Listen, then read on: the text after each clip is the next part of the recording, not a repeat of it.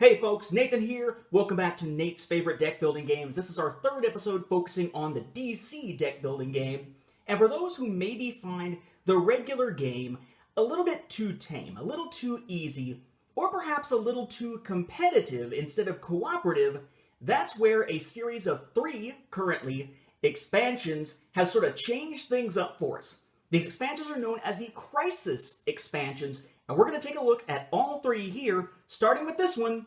This is Crisis Expansion Pack 1. Now, of course, each Crisis expansion is going to come with its own Crisis expansion instruction booklet. The instructions for the first 2 expansions are pretty much the same. There is some variation, though, in the third, because it tends to make use of some slightly different mechanics and winds up tying more into Forever Evil than into the other sets. That is, the original set, Heroes Unite or Teen Titans, which are the first 4 sets which were out around the time that these 3 were being released. This, of course, was the first one, so it's the earliest, back around the time where really just the first 2 sets were around. And it tends to base a lot of what it does on that first set. One of the first things you're going to notice when you open up a Crisis expansion is a lot of these oversized hero cards. We have 6 new heroes being introduced that can be used with the Crisis expansion or with any other of the games, just as regular heroes, replacing the ones found with that particular game. We have Animal Man, Swamp Thing, Constantine, Zatanna, Zatara, Robin, and Green Arrow. Again, you notice they're just the regular superhero cards up here at the top. But then what we have are Crisis versions, sort of cooperative play versions, of all the heroes from the first set, from the original DC deck building game set, whose design is the playmat that's underneath here. We have Wonder Woman, Aquaman, The Flash, Superman, Batman, Cyborg, Green Lantern, and down here, Martian Manhunter. Now you may be saying, wait a second, I've got the original set. There are 7 heroes. Martian Manhunter isn't one of them. That's right. He was a promo card to get people interested in picking up the first game. So if you have the first game with its promo card, then you have Martian Manhunter's regular version. This is giving you the Crisis version. It is managing to usually account in these Crisis expansions for the various promos. Not always, but most of the time. Crisis Expansion 1 then includes 15 so-called Crisis cards. We'll talk about how they work momentarily, but these are all based on events in DC Comics, like the Arkham Breakout, A Death in the Family, Alternate Reality, Atlantis Attacks. We've got stuff in here like Final Countdowns, Identity Crisis that tried to get away from me there, the Legion of Doom, and so forth. All specific crisis situations that you'll be facing as a team rather than playing competitively if you're playing the Crisis expansion. You have 32 new cards to go into the main deck. Things like the Superpower Flight, Quiver of Arrows equipment, Signature Trenchcoat equipment, the Rot for a location, and so on. So not enough to play the game by itself. You are going to integrate this into one or more of the original sets to play a Crisis mode. I would suggest only one big set and one Crisis expansion at a time. You then also have your supervillains for Crisis mode, but you'll notice that they all say something a little different. They say impossible mode, right? So otherwise it looks the same, but these are extra difficult villains or supervillains to play against in the game. We've got Ra's al Ghul, Black Manta, Captain Cold, Darkseid, Deathstroke, Sinestro, Joker, Atrocitus, Lex Luthor, Brainiac, Hades, the Crisis Anti-Monitor, and Parallax. Now, there are ways you can use these to increase the difficulty of a regular game, but Crisis Anti-Monitor is only used when actually playing the Crisis expansion, not using its components to just make a regular game tougher. Otherwise, they go together, and you'll notice these are basically the supervillains from the original set, with Parallax added in here. I believe Parallax is the one that wasn't in the set. But basically, they're impossible mode versions, extra difficult versions of the ones that we saw before. Kind of like our Crisis mode superhero cards. Now, essentially the way that this works, okay, is that you're playing a cooperative game. Again, it's sort of cooperative in concept, but not in gameplay when you do regular gameplay. Because basically, you're a hero, and you're trying to save the day, and you're taking out villains, and then eventually taking out supervillains, and together you're going after the supervillains in the same stack. So in that sense, you're working together, sort of. But the idea is to win in the end by counting your victory points and see who saved the day the most, who was the greatest superhero of the superheroes taking part in battles at that particular point in time, if you want to go just conceptually with what the story is behind the game. That's not what Crisis is all about. Crisis is about working together. Many of the components work the same, but there are some added twists into the mix here. So you're going to have to start by figuring out how many players you have, because that's going to determine the number of supervillains and Crisis cards that are going to be used. For instance, if it's 1 or 2 players, it's 11 supervillains plus Ra's al Ghul on the top and Anti-Monitor on the bottom, and then 12 Crisis cards plus a 13th, which is Arkham Breakout, which is always your first Crisis. Whereas if it's 5 players, it's only 5 supervillains instead of 11, plus Ra's and Anti-Monitor, and there's only 6 Crisis cards plus Arkham Breakout rather than 12 plus Arkham Breakout. The more players there are, the tougher it gets, and the more it adjusts the difficulty level in a sense down in terms of what you must do in order to manage to pull off a victory. This is a victory as a group. This is not a victory individually. Victory points are not counted within Crisis mode as your determination of victory. It's all about defeating the enemy or not, period. So how's this going to work? We're going to take our new main deck cards and we're going to shuffle them into whatever set we're working with. I'm just going to leave the stack looking like this so I don't have to sort them back out again. But we have those over here, and we're going to wind up with some that, of course, are out there as we're playing, sitting in the lineup. I'll just grab different types here as an example, because yes, all the types are present in this Crisis. Then, of course, we'll have our kicks from that set, our weaknesses from that set, nothing different there. We will have our supervillains with Ra's al Ghul on the top and the blue-backed Crisis Anti-Monitor on the bottom, and only the number in the stack that it says must randomly be in the stack, whether it's, 11 or 5 or whatever, between Ra's and Anti-Monitor sitting in our supervillain stack. But then we'll also have our Crisis cards, however many it says to get randomly, plus Arkham Breakout on top, because it happens to be the starting one for this set, and it's going to be over there by our supervillain stack. Just for sake of reference, I'm just going to place them like this. This is assuming you're not going to be playing necessarily on a playmat, because there is no playmat for Crisis mode that gives you that extra slot. So there are a few different things that happen here. If you were, let's say, to knock out a villain from the lineup, the villains from the lineup don't then enter your deck. Instead, they get counted as destroyed.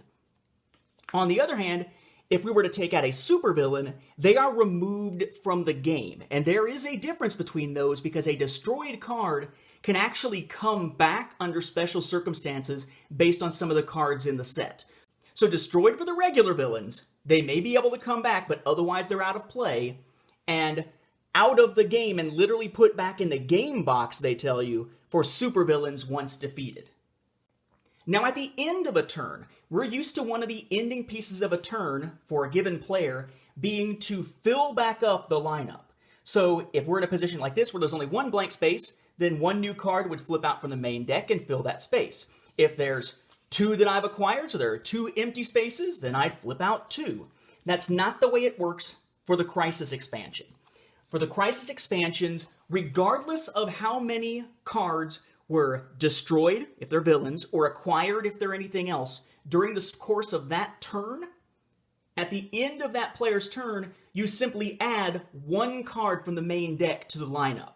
It adds a sense of timing and urgency here, because if you're not acquiring cards as you play, then you're going to wind up, in some cases, with your lineup being much bigger than just the normal 5. Or if you're really good at clearing it out, maybe the lineup's down to almost nothing. Now, how is this cooperative? Well, you and the other players are trying to take out the supervillain in charge of the Crisis, but there's a way you're going to have to go about doing that based on the Crisis expansion rules. I like to think of this kind of like the Batman Nightfall storyline, where Bane broke Batman's back temporarily and Azrael briefly came in during Night's End to be the new Batman until he got out of control, etc., back in the 90s and all that. Basically, you think of that as Bane kind of as the mastermind, the schemer behind everything, causing the breakout at Arkham Asylum, so that basically Batman has to fight all these little villains until he can finally resolve the crisis of the breakout and face Bane himself as the mastermind behind all of it. You have that sort of three-tier action going on in a Crisis expansion. Villains, Crisis, supervillains. So, in order for the heroes to go after the Crisis or the supervillain, they've got to first take out any villains in the lineup. So, once all the villains are out of the lineup, not all the cards, all the villains, they're out of the lineup, they're over in that destroyed pile or something somewhere. Once the villains are gone, the heroes can go after the Crisis. Each Crisis has some type of ability, in this case an ongoing ability. When a villain with an attack enters the lineup, treat it as if it were a first appearance attack against all players. But then it says to beat. Every card has a to beat. In the case of Arkham Breakout, to beat. Each player must secretly place a card from his hand face down and then discard them. If each card has a different name, remove this Crisis. And it says this card starts the game on top of the Crisis stack. So once the villains are removed, once per turn, all the heroes at once, simultaneously, can work to try to end that Crisis. So the villain's gone, all the players put a card face down, they then flip them up. If it turns out that they're all different cards, woohoo! Arkham Breakout is defeated, so it's gone. But you don't immediately flip a new Crisis over because you have to get the Crisis out of the way before you can go after the supervillain. So villains first, then the Crisis, now I can go after the supervillain. And once Ra's al Ghul is defeated, and he's just defeated the normal way, not anything where you have to do it cooperatively or anything like that. Once he is defeated, he's gone. Again, he is into the game box because he was a supervillain. He's not just destroyed, he's just completely gone from the table anywhere. And then the new Crisis pops up, and then the new supervillain pops up. The reason Crisis pops up first is that its ongoing effect may wind up having an effect on the new supervillain that's popping up immediately after that. Your goal as a team of superheroes is to eventually whittle down the supervillain stack until you defeat the last one, the Anti-Monitor. They're all gone, you've saved the day, the world is a better place, blah, blah, blah. However, you're essentially on a time limit, because if you ever get to a point where you need to refill the lineup, and you can't, because this stack is empty, boom, it's over. The villains have won, the heroes have all collectively lost the game. Again, there is no victory point aspect here, and it's not about who wins and who loses among the superheroes, who comes out as the greatest hero. No, it's all about, do the heroes as a group defeat the villains or not? That is the essence of a cooperative game, and that's what the Crisis expansion provides us. But again, it's also given us new heroes that we might want to use in a regular game, although the Crisis heroes really aren't well suited for a competitive game because they're designed to sort of help each other. But we've also got the 6 new ones that are there that are just regular superheroes that are great to jump into with a new game, competitive or cooperative. We have these impossible mode supervillains that we can add to a regular game if we want to, although if we do, the Crisis Anti-Monitor cannot come over. He's a Crisis mode only one. And when a weakness gets destroyed, you have to send it back to the stack. And because of the impossible mode supervillains, yes, running out from the main deck to try to fill up anything in the lineup is also a lose condition for everyone, even in a competitive game if you're using impossible mode supervillains. So it's kind of cool here. It gives you a chance to change things up, play things in a slightly different way, play with some of the heroes we love, plus some of the other heroes they've brought in that are sort of the B-listers who didn't get a chance to actually take part in the original package. Gives us an ability to sort of feel like we're playing against an event instead of just a random assortment of villains and whatnot in the lineup. I really kind of like the Crisis expansions, but it may not be for everyone. If you're very much the competitive type, this might not be for you. But if you like cooperative card games, like I love the Dresden one, then you know what? This is probably going to be a cool one for you to check out. The question is just which Crisis expansion to get. This was the first one. Crisis Expansion Pack 2 plays a lot like the original. You'll recognize the packaging by the Blackest Night characters here. Of course, it has its own rulebook. Again, it reads basically like the first one. It's only the third one that really starts to change anything up. Once again, we have 6 new superheroes introduced into the game, and then Crisis versions of the ones from the second set, which was Heroes Unite. So for our new ones, they're all based on different Lantern rings. So we have White Lantern Deadman, Indigo 1, Kyle Rayner, who's a Green Lantern, Saint Walker, Star Sapphire, and Red Lantern Supergirl. Then we have the Crisis versions of the heroes that we got in Heroes Unite: Nightwing, Batgirl, Hawkman, Red Tornado, Black Canary, Shazam, and Booster Gold. Plus, you may recall that Starfire was a promo card for Heroes Unite before she ever showed up in the Teen Titans set with a different hero card. So, of course, in accounting for the promos, we also have the Starfire Crisis superhero card. We get 31 new main deck cards this time, as opposed to the 32 from expansion number 1. Then we have our new supervillains, our Impossible Mode supervillains. We have Vandal Savage, Graves, Mr. Freeze, Amazo, Arquillo, Hellspawn, of course it began in Wildcats from Image, which of course is now part of DC, Wildstorm is, Hector Hammond, Hell, Mongol, Black Adam, Trigon, and the final boss, hence blue, Crisis Necron, only for Crisis mode. And then you may have noticed that these are all basically villains that we saw as supervillains in Heroes Unite. We also have 3 that are Impossible Mode supervillains that did not appear in Heroes Unite: Black Lantern Superman, Doomsday, and Black Hand. In this case, Necron is the one that winds up on the bottom. Vandal Savage is the one that always starts on the top, like he does for Heroes Unite. Again, the numbers that you have depend on how many players you have, and it depends in the exact same way as the other, so we won't go through that again. We then have 15 new Crisis cards. We have Corrupted Companion, Demonic Summoning, and so on and so on. For those curious, it is Immortal Villain, basically Vandal Savage, that is the first one to deal with every time. Again, the number that you face depends on the number of players. It again will go somewhere over by your supervillain stack. Otherwise, it plays the same.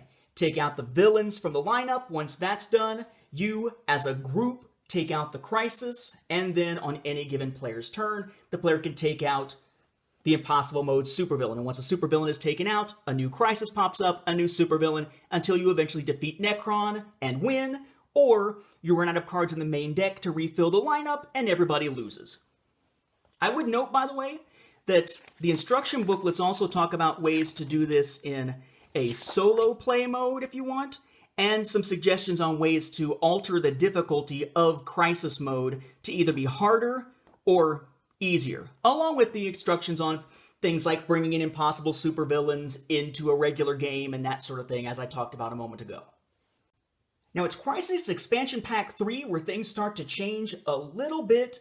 So, of course, we have our box here, but we absolutely need to make sure we have our instruction booklet on hand because this is going to lay out the differences. Even if you played Expansion Pack 1 or 2, you're going to need to read the instructions for Pack 3 because it does have some different options for play, and regular play does have a couple of different elements, mainly because it ties into Forever Evil, and that's something we saw already change things up with villains playing against heroes. In this case, it'll be villains against other villains, basically.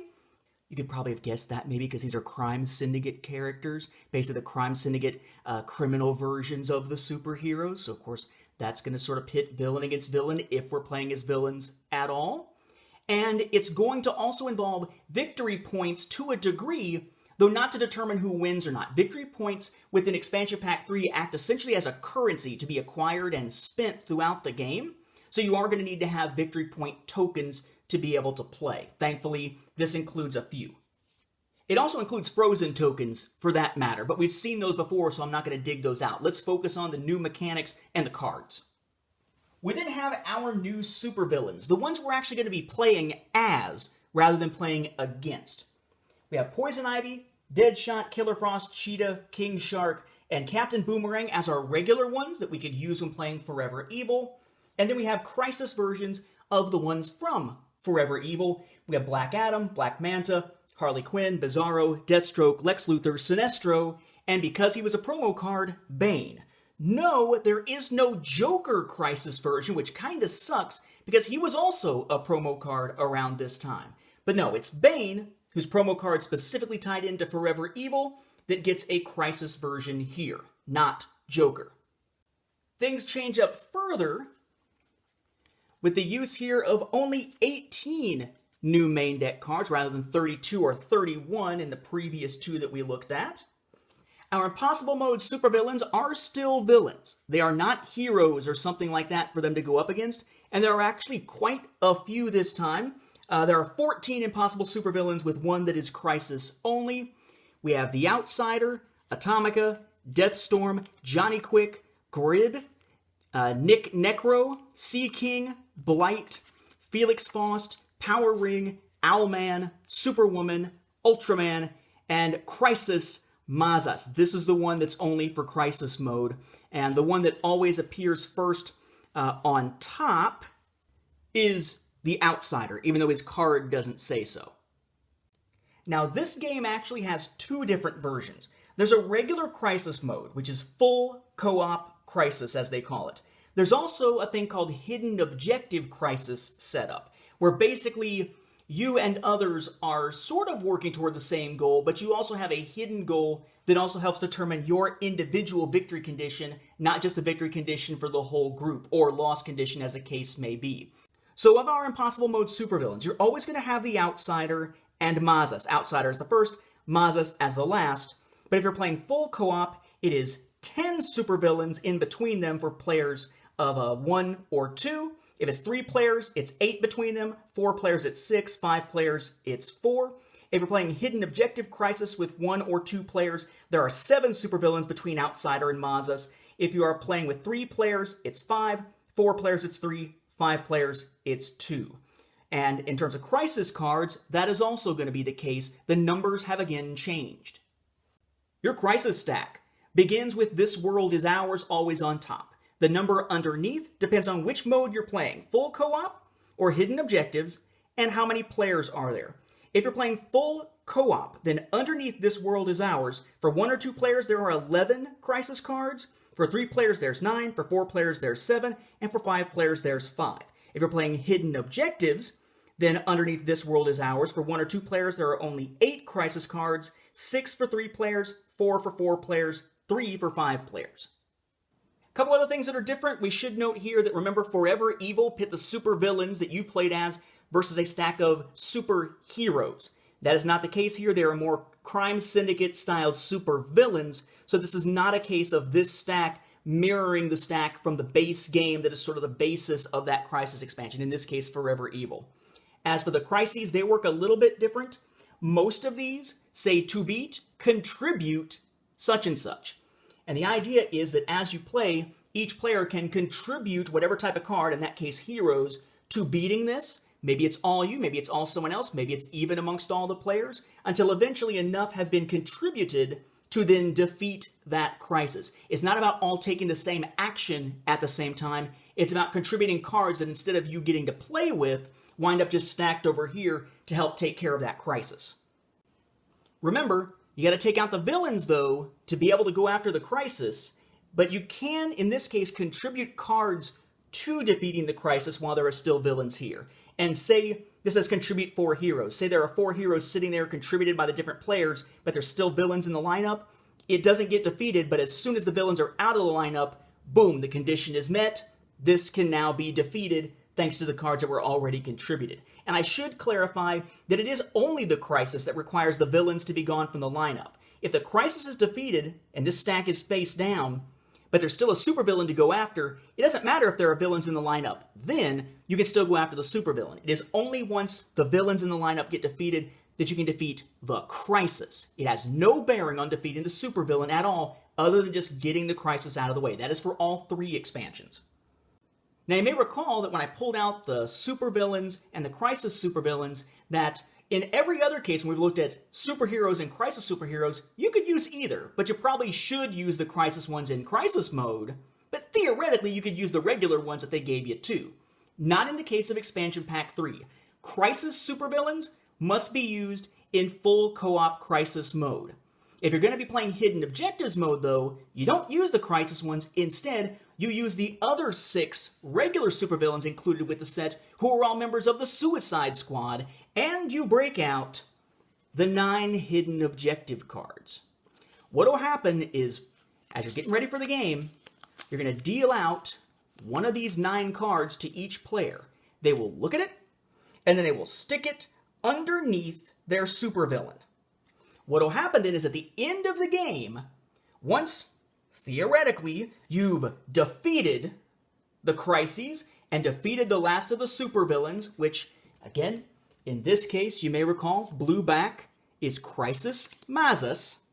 Once you've defeated Mazas, everybody then flips this over to see, okay, so did I win individually, or was it just that we won as a group?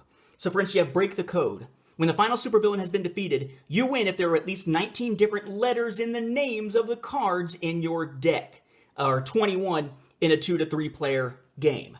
Or when the final supervillain has been defeated, you win if no 2 cards with cost 1 or greater in your deck have the same name, and so on. So as you're playing, you have sort of this hidden objective you're trying to do in the background, but you're also trying to win as a group, so that after you win as a group, you can win as an individual. Again, victory points do play into this, but the victory points are used as a currency that some cards give you and some cards have you spend. They are not used to determine victory. Only defeating the last of the supervillains and then checking your hidden objective determine group and then individual victory for Crisis Pack 3. A little more complicated, but pretty cool if you're already changing things up anyway. Playing Forever Evil, why not take it a step further, change it up with Hidden Objective mode or Crisis mode, and give yourself a chance to really kind of dive into this idea of evil defeating even greater evil. It's pretty cool, but like I said, a lot more complex. Many people tend to stick with the first 2 expansion packs for Crisis and the first, second, and fourth main box sets, and tend to leave Forever Evil and, unfortunately, Crisis Expansion Pack 3 sitting on the shelves. So again, that's DC Deck Building Game Crisis Expansion Pack 1 to tie into the original game, 2 to tie into Heroes Unite, and 3 to tie into Forever Evil to give yourself a chance to play some co-op games, including one that's co-op with some hidden objectives for you individually going on in the background. A fun way to change up your game for the DC Deck Building Game. Next time, we'll take a look at a one-on-one encounter between Batman and Joker in the so-called DC Deck Building Game's Rivals version.